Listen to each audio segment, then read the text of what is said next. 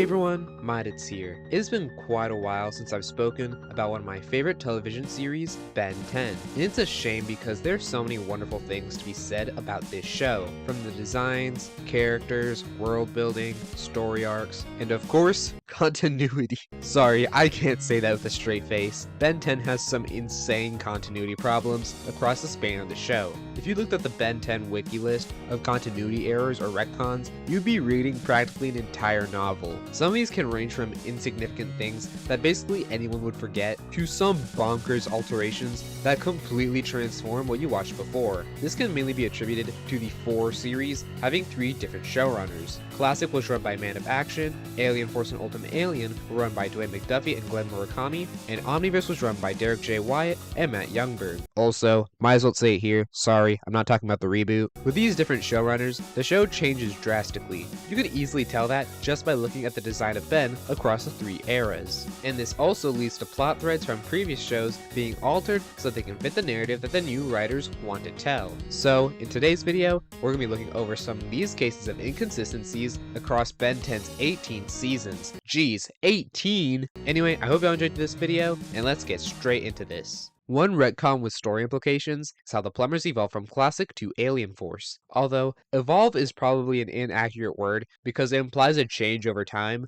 Alien Force basically slaps you in the face with this retcon. In Classic, the plumbers are shown to be a government organization meant to deal with extraterrestrial threats. It also seems like they have been disbanded for some time when Ben 10 Classic starts. But in Alien Force, the plumbers are revealed to exist all across space and are still active. This is super jarring because it makes you question, where were these guys during the entirety of Classic? After all, there's no way that the plumbers just started up again and then expanded to such a large scale in 5 years. They had to have been around. There is a flashback episode from Omniverse, Evil's Encore, which tries to mesh these 2 different points in time together, but it's just such a gigantic difference that I don't know how something like this could be completely fixed. Now here's a fun part of the Ben 10 lore, trying to comprehend magic at all. At the start of the series, it's pretty straightforward. Gwen gets a spellbook from one of the recurring villains, Charmcaster, and learns some magic as a result. But in Alien Force, it's not only revealed that Gwen got her powers from her alien grandmother, which is already another retcon in itself, because Ben and Gwen's grandmother was stated in the Classic series to have passed away, but the show then says magic does not exist. What does that even mean for Hex and Charmcaster from the Classic series? Are they suddenly part alien now too? While I love Alien Force's first 2 seasons, this was a needlessly extreme change. I like Gwen getting powers from her alien heritage, but going so far as to say magic doesn't exist is completely absurd and destroys some of the logic behind stories that came prior in Classic. Luckily, Omniverse's writers agree with these sentiments as they combine the 2 plot points. Gwen's magical capabilities come from both her grandmother and spells that she learned in Classic. While the road to get to this conclusion was pretty rocky, I'm glad this is the point we reached regardless. Now, while Omniverse did attempt to resolve some of the continuity errors with the prior era, it caused its fair share of chaos as well. But first, I have to admit something. When making videos, I use information I already know while doing a bit of research during the writing process, and what I realized when looking at Omniverse's inconsistencies, all of the most egregious ones can all be pointed back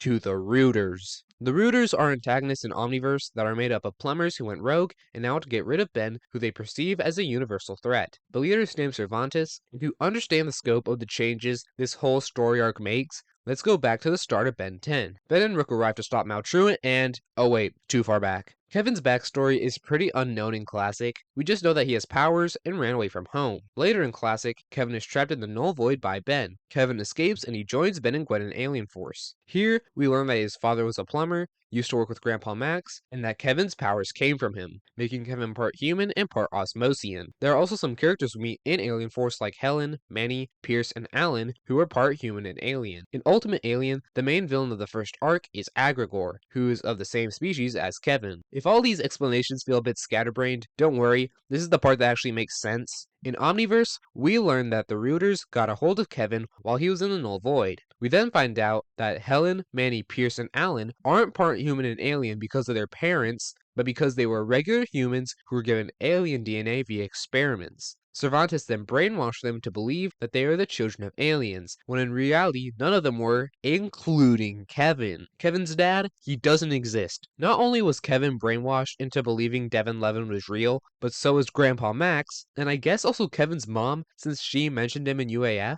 What about Agrigor, a main villain and ultimate alien who almost gained the power of a celestial sapien? He was a lab experiment created by the Rooters, who then was given fake memories to also believe that he was an Osmosian. But now the term Osmosian doesn't even mean an alien, it instead means human mutants. Do you get an idea of the repercussions this has on the rest of the show? One of the main reasons Kevin joined the Alien Force trio was so that he could become a plumber like his dad. A dad who doesn't exist. And the more and more previous seasons talk about Kevin's father and the rest of his backstory, the more absurd it seems that it's all fake. Honestly, I didn't really need to look at multiple retcons for Omniverse, because this alone probably counts for 3 shows worth of retcons. And why was this done, might you ask? Well, the reason was so that Kevin could be a mutant again, like he was in the classic series. Yeah, that's it. I will say, though, that this thought process isn't exactly infrequent across the show. The show continually tries to return to being like the classic series since the 3rd season of Alien Force. I would say that this has never been done in as egregious of a way as what I just mentioned before, but I would be lying with the amount of whiplash you feel seeing Ben in Alien Force Season 3. In fact, I haven't even mentioned character writing in terms of inconsistency, when that is probably the most noticeable factor.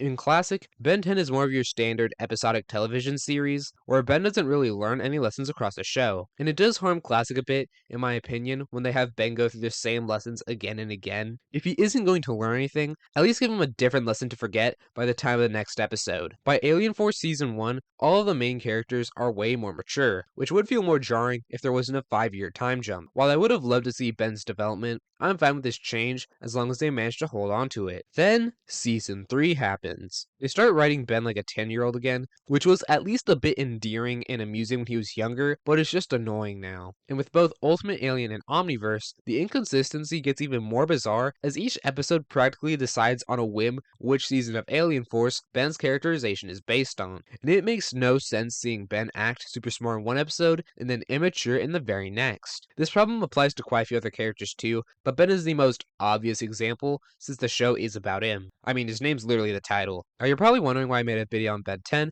after such a long time, just to kind of dunk on the series. And it's true that these are some complaints I have with the franchise, but I do actually believe that the show has benefited from going away from what came before at times. What I mentioned before are some examples where the series pivoted too hard, but there are other changes made that not only work narratively at the moment, but actually improve what came before. For example, there's an episode in Ben 10 Classic where Ben meets his future self, who is known as Ben 10,000. Then, all the way to Ultimate Alien, Ben meets Ben 10,000 again, and he's pretty different. That's because every time Ben meets his future self, this causes the future to change. We see this again with Ben 10,000 in Omniverse, who's also not the same one Ben met before. Another great instance of this is in Ben 10 Alien Force, where we only get a vague reference as to why Ben took off the Omnitrix. And that's because leaving the question like this allowed Omniverse's writers to create the malware arc. Here we learn that an 11-year-old Ben acquired a new alien that became his favorite, named Feedback, and then he completely lost that alien from the Omnitrix to malware.